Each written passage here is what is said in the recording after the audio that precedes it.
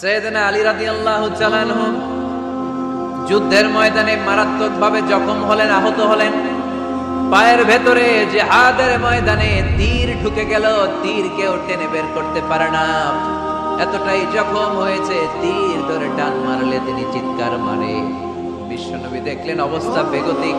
আল্লাহর হাবিব বললেন, তীর ধরে টানাটানির দরকার নাই, যেহেতু টান মারলে ব্যথা পায়, ছেড়ে দাও, আজান দাও। বেলাল তুমি আজান দাও, একামত দাও।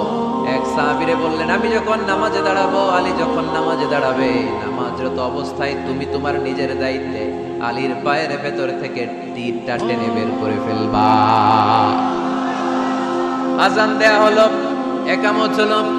বিষ্ণু ইসলাম নামাজ পড়তে শুরু করলেন। সাইয়েদনা আলী রাদিয়াল্লাহু তাআলা আনহু নামাজে দাঁড়ালেন।